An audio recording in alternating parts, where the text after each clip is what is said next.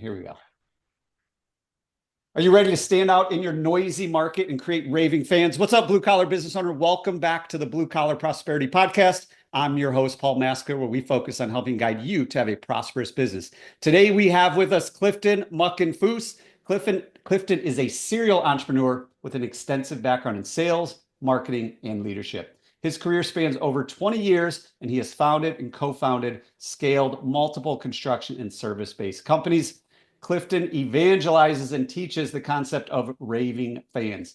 People so happy about you, your culture, and your brand that they become obsessive, ultimately creating customers for life. So that is Clifton Muckenfuss. Welcome, Clifton. Thank you so much for being here. What is going on today? Oh, what an incredible introduction. I appreciate that. I'm super excited. We were talking off air. Super excited about this conversation because, man, I think that those that are listening or watching, if they just take away one or two things that we talk about and go take action on them, and in 90 days, their business and possibly their life might look markedly different. So, thank you for the introduction. Let's dive in. Awesome. Let's do it. And yeah, we were talking before the show. I'm super excited about this. Clifton actually used to live really close to me and didn't know him, never met him, never heard of him. And then we just found out one of his coaching clients is a good friend of mine. Didn't even know that either. So the world is small, especially in the trades.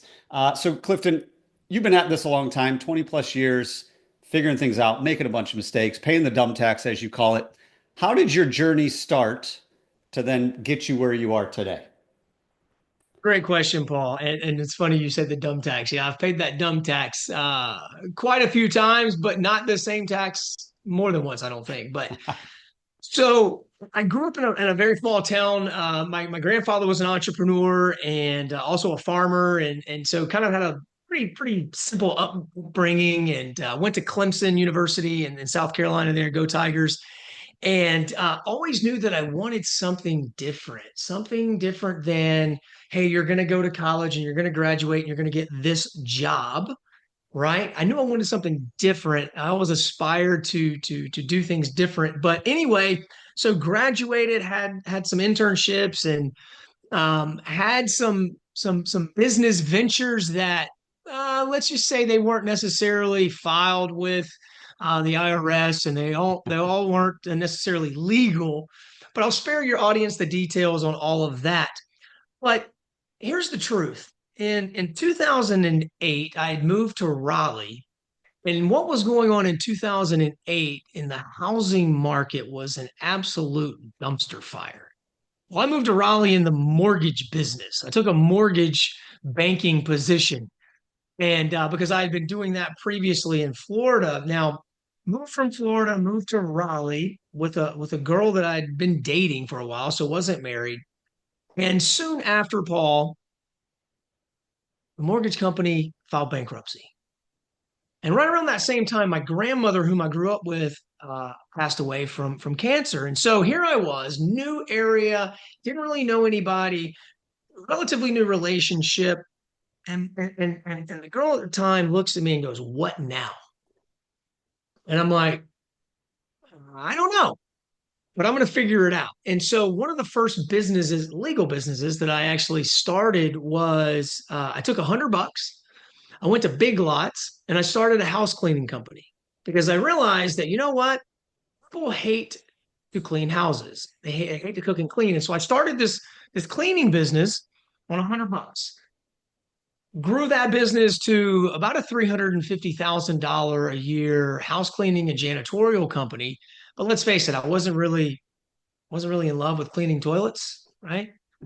But we continued to grow that business. But in 2010 is when a childhood best friend of mine approached me and said, "Let's start this siding, roofing, window and door company."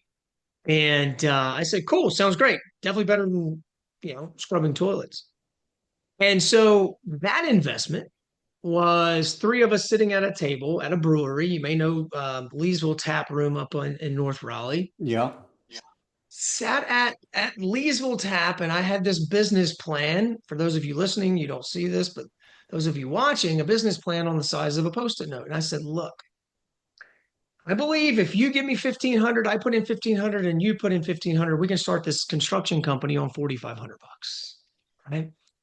My one buddy looks at me and goes, "You are crazy as hell." Like, cool, get another round. I looked at my childhood best friend. I said, "Cool."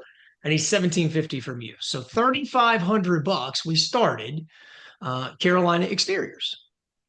And that was our siding, roofing, window, and door company that we started. And so I came home and I told my girlfriend at the time, I said, "Look, this business I'm going to start." And she's like, "You've never mentioned any of this to me." I'm like, "Cool, well, let's pray about it. Just trust me." And she looked at me, Paul, and I think that if your audience hears one thing, it's when you have somebody look at you and they say, "I don't know how you're going to do it," when they believe in you, there's something powerful about those words. And so in that moment, I'm like, well, there's no way I can let this person down. Oh, and by the way, like we were planning to get married and have children and all this stuff. And so that was really my entrance into sort of the trades, unlike you see in a lot of areas, Paul, where a guy's on the tool belt, he's installing shingles or he's doing electrical work or he's installing windows. I didn't do that. I didn't know how to do that. In fact, I joke now like I can't read a tape measure without the little, I guess eighth quarter. Well, I still can't do it, right? But what I am good at, really good at, Paul, is helping people understand what brought us in a moment, helping them feel comfortable enough to tell me their problems, and letting me put together a solution to solve that problem. It just happened to be siding, roofing, windows, and doors. Then, oh, by the way, how can we take Mrs. Smith and turn Mrs. Smith, one customer, into many? And that's what we went hyper focused on.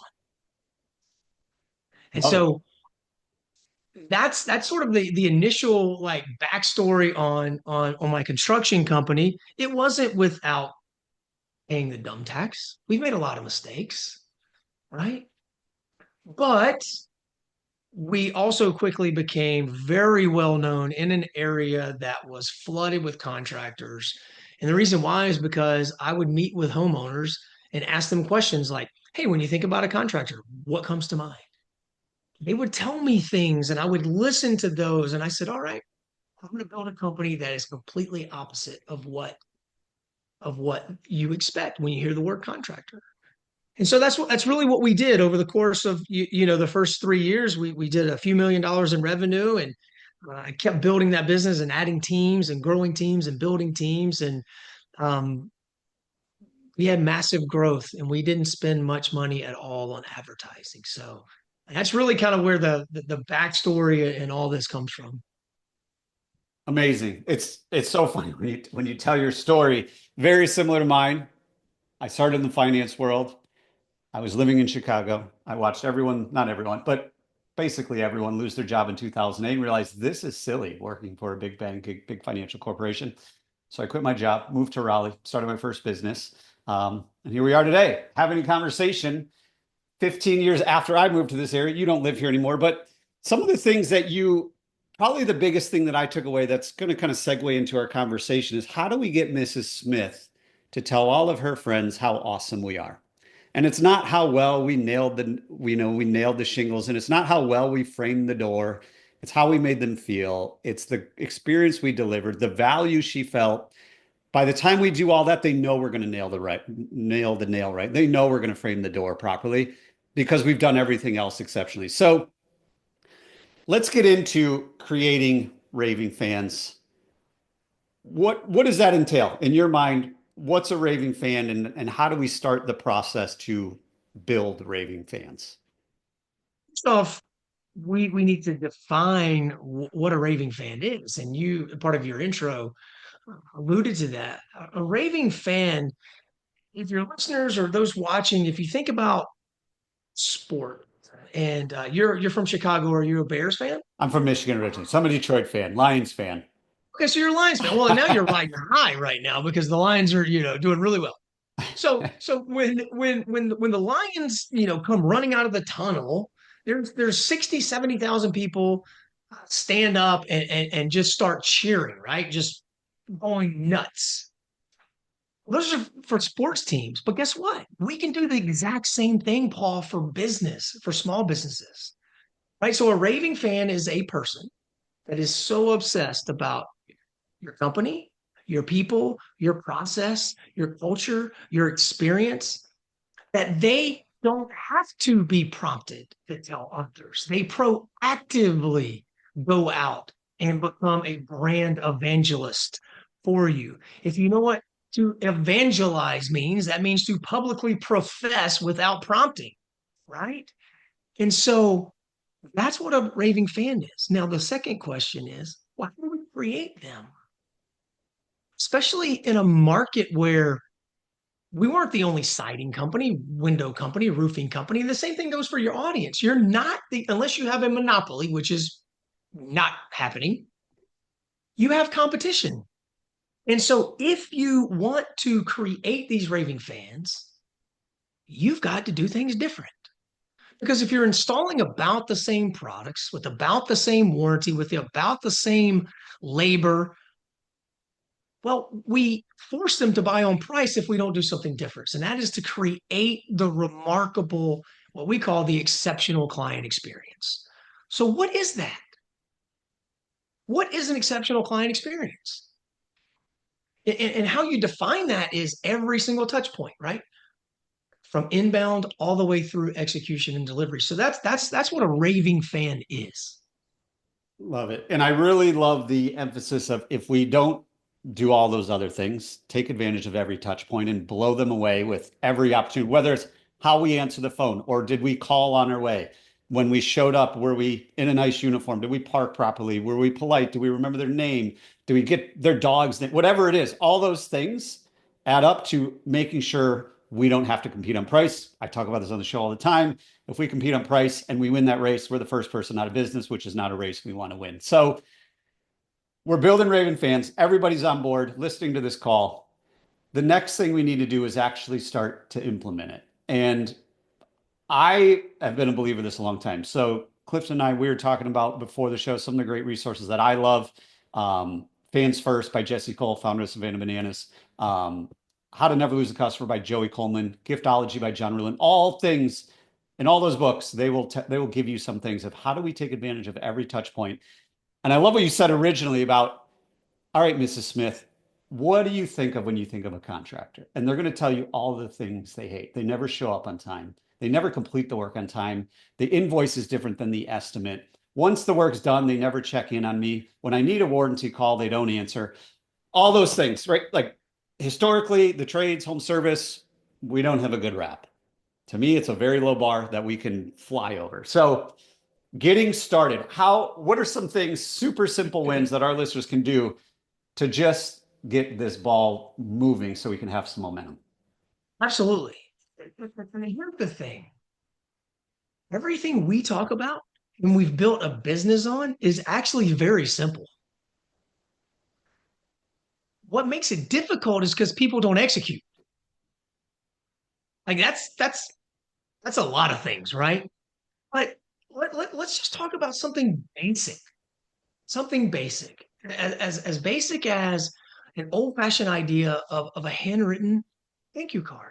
Something, I mean, it's very simple. The reason why people don't do it is they're like, oh, well, it takes time and, people don't really appreciate them and this and that and the other. And the reason why is because we become so desensitized to personal connection because we live in this fast-paced, AI-driven, technology-focused world that we've become programmed to like, okay, well, I'll just send a text message. And that's okay. A periodic check-in via text message like, hey, Mrs. Smith, it's Clifton. We worked together 6 months ago. I just had you on my heart. I just wanted to check in with you. I don't want anything from you, but how can I serve you? That's awesome. You can do that. That takes 32 seconds and $0, right? So you can do some of those things, but as simple as handwritten thank you cards, you can do that all day long. Check-in phone calls. One of the things we did, Paul, is we did a courtesy annual inspection. Right?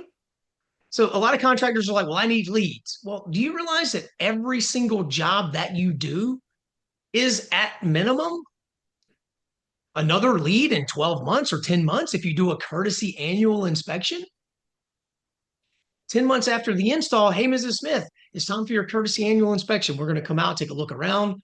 Well, now you're back on property, right? Inspecting other things, pointing out things, whatever the case may be. The reason why most people don't do that is like because they don't really feel confident in the work that they're providing, right? But just some basic things: handwritten thank you cards, periodic text messages, and my favorite is surprise and delight gifts, man. Like sending people things. And when I say things, I do not mean koozies with your logo on it. I don't mean pins and hats with your logo on it. I don't mean book bags, and I don't mean coolers, Yetis with your logo on it, because it's self-promotional, man. It's look at me.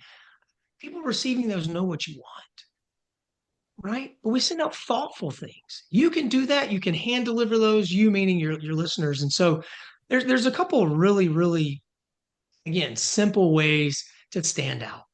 People care and remember how you made them feel.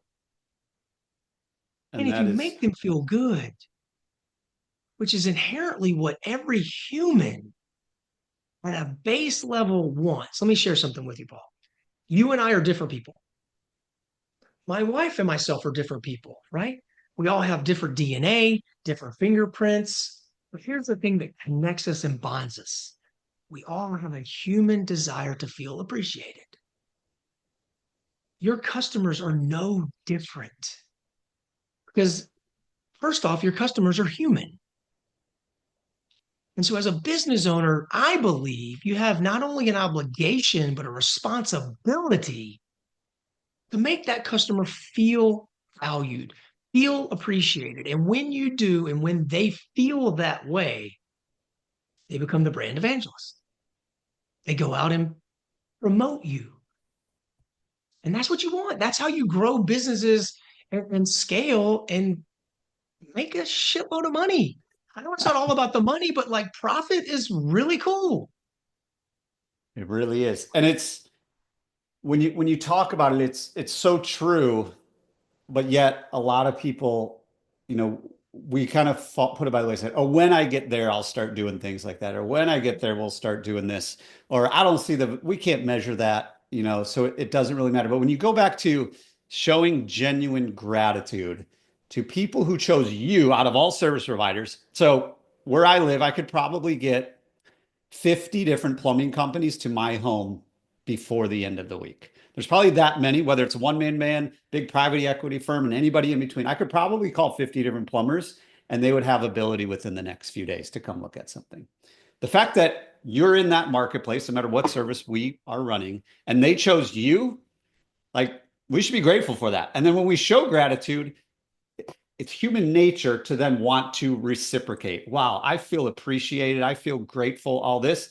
I'm going to go do that for Clifton because he did it for me and he's really appreciative. So anytime someone needs a plumber, I'm going to jump into the neighborhood Facebook group. Or when I get out that cutting board that he sent me that has my name on it, not his, I'm going to remember him. And I'm going to be like, when I have dinner parties, I'm like, where'd you get that? Oh, my plumber sent it to me. Like, your plumber sent you cutting boards? Who is it? Who is that person? I want to know them. So it pays off. It's not as measurable. Clifton, what do you tell those people that this isn't digital marketing? It's not, hey, I gave Google $100 and they gave me probably less than $100 back, but sometimes we convince ourselves they gave us enough. What do you tell those people when you can't directly measure? I spent $500 this month on sending out handwritten thank you notes, and none of those customers called me. Well, we talked. I love there's such alignment here. You mentioned there like reciprocity and this is all true, right? When we do things for people, they inherently want to do things for us. But we were talking off air and the term ROI came up, which is what you just alluded to. Return on investment, uh, for those of you following along. And it's typically, that comes from very transactional direct response marketing, because I think that's what most business owners are conditioned to ask. What's the return on investment? right? I put $100 in, I get 500 out, or I get 50 out, or whatever the case may be. What's my return on investment? And I quickly remind them, and this is not my term. This is actually a term I learned from giftology and John Ruhlin. God rest his soul.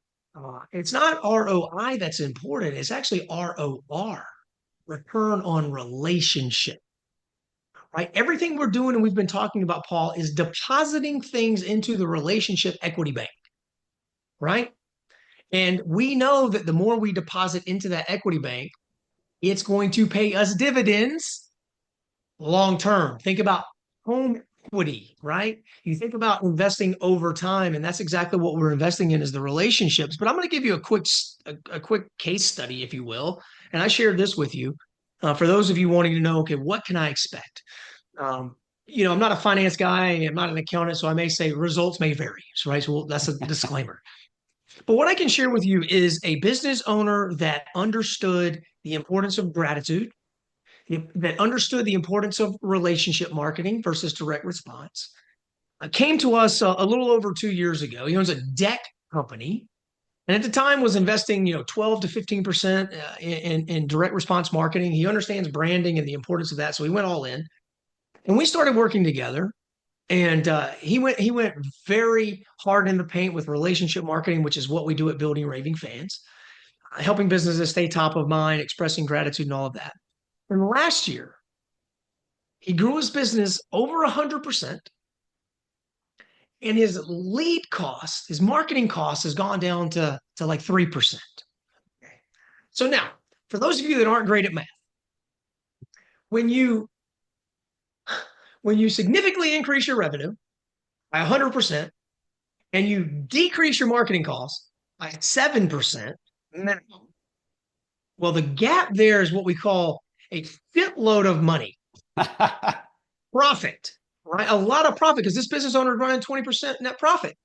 And so we're not talking about a couple of seven figures. We're talking about somebody that's almost at 8 figures of business who this year will do, I don't want to give away his numbers, but he's going to do well into 8 figures. And the overwhelming majority, if not overwhelming majority, a ton of his business is referrals and repeat customers. Now, he just sent me a text message leading up to this call. Hey, man, my marketing partner, he owns Google and Facebook. He knows those leads. Everything else is you. Everything else is Building Raving Fans. And so to answer your question directly, Paul, about what can we measure? I just gave you a real life example. We're talking about millions of dollars added to the bottom line for this business owner. And his example is not uncommon. And I think the best part about it is it feels good doing it. Because then people reach out and they're like, Clifton, oh my gosh, I just got a set of bourbon glasses with my last name on them sent to me from your company. Like, I'm blown away. Like that feels a lot better than picking up the phone and talking to a brand new customer and having to build all that value over again. And they came from Google and there's 100 other people in Google. And I think this really, in my opinion, this really stems from kind of during COVID. There were so many leads too. Like I think it kind of accelerated this problem of we ignored all of our customers once we stopped dealing with them, whether they gave us money or not. If they called, wanted a quote, they said no, thank you, we moved on. If they called, got a quote, said yes, once they paid us, we moved on because we were just getting more and more and more new customers. And we're ignoring, like you said earlier, why go get more customers when we already have them all? And we can turn them into our evangelists and turn them into the people doing the work for us because we're the way we're making them feel. So a ton of great, really actionable advice, insight, all the things that we look for on the show. So I'm curious now, and I sent this in an email once we started chatting. I've always told all my clients this. I've done this in my business. And when they're like, that's too much work. What do I need to do? I need to hire somebody to do this. I'm like, I don't know if there's a company out there that can handle all this for you. Like legit, everybody listening out there, I didn't think there was a company that could send all the gifts, the surprise and delights, the handwritten thank you notes, all that. So we always did it internally. I still do it internally for my clients. So every time someone signs up, they get a handwritten thank you note, they get a custom cutting board with their last name on it. If they have leadership team, they all get one. And then they get surprise and delights throughout the year. But tell our listeners like what you guys do at Building Raving Fans. Yeah, I appreciate that. It's we really talk about, I don't know if your listeners know, but the Ronco oven, which was the guy who did the Ronco oven, he coined the phrase "set it and forget it." Yeah. Right? You could put a turkey or a piece of meat in this like tabletop or countertop oven and just turn the knob and set it and forget it. Well, that's what we do, man. Once we onboard a client, we understand like where in the journey we're going to insert these touch points. We make recommendations based on the journey, based on the client value, based on all of that stuff. Um, but just as an example, if a customer goes out, one of our clients goes out and sells a job based on a lead status or a trigger in their CRM, that's going to send the data, or our system is going to grab the data, client data, automatically send the handwritten thank you card to that customer. Get it in about 5 to 7 days. So we actually install or deposit some money into the relationship bank right there.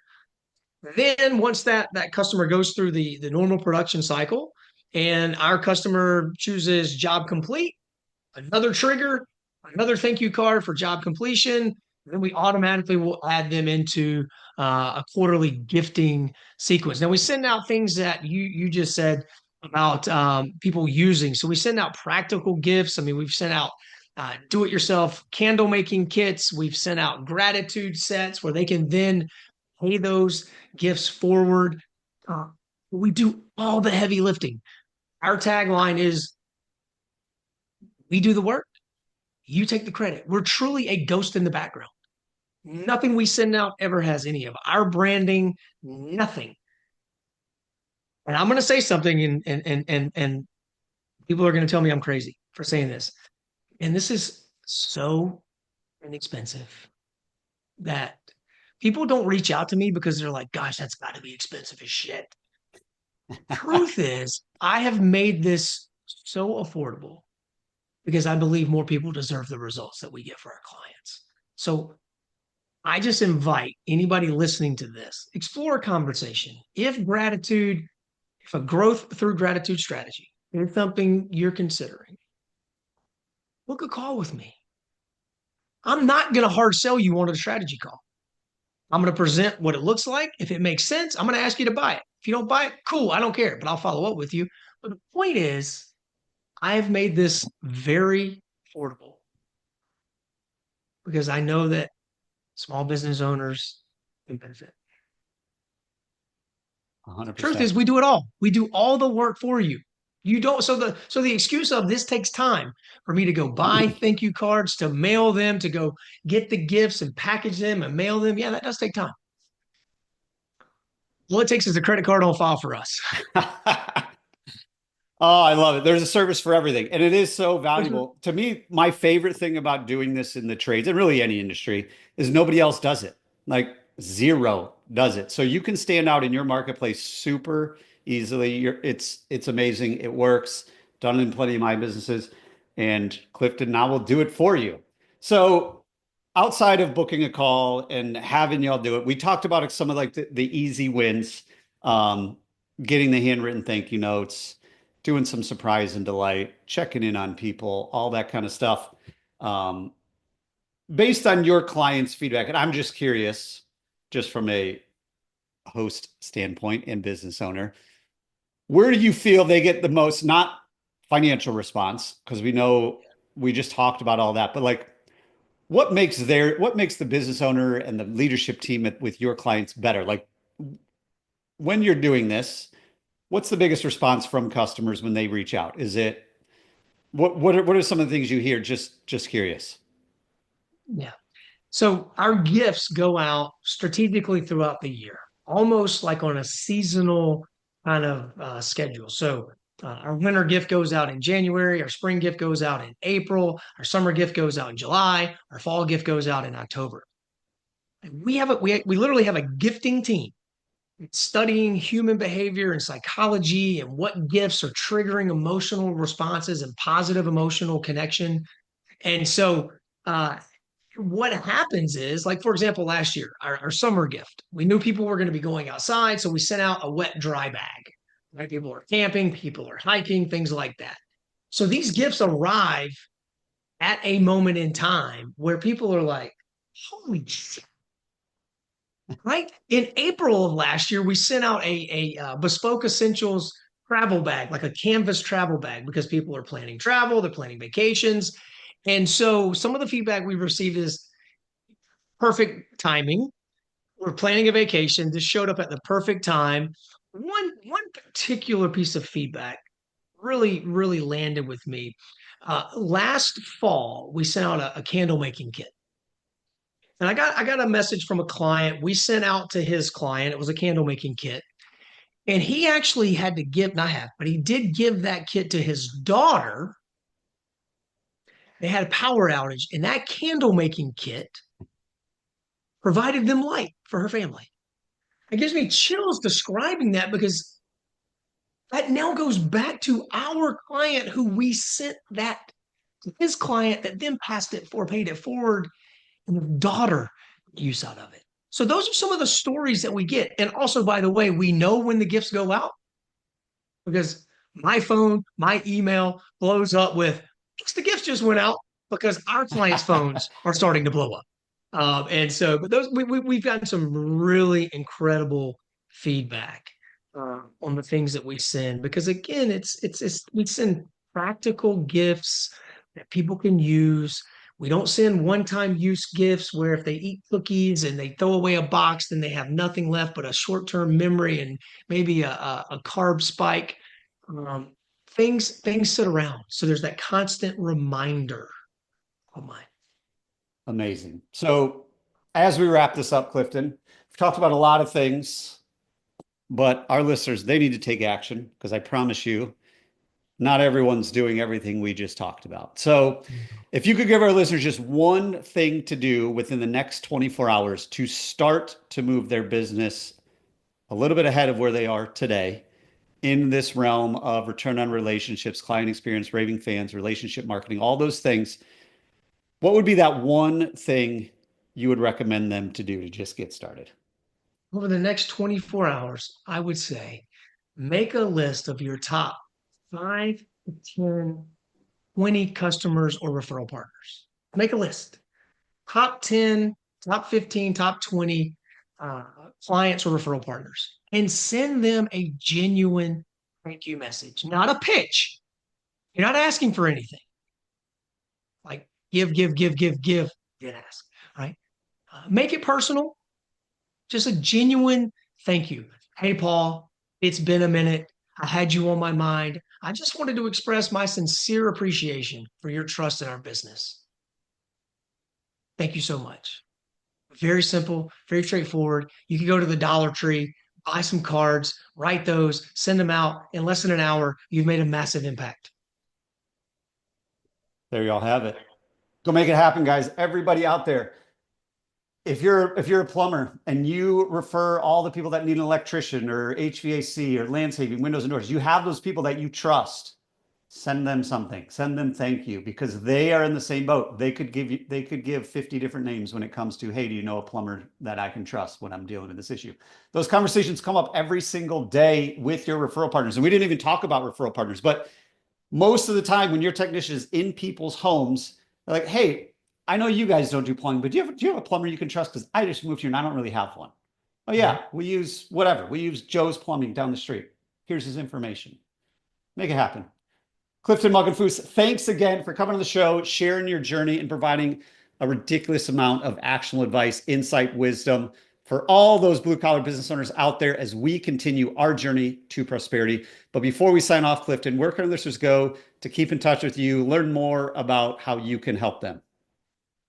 Go to buildingravingfans.com.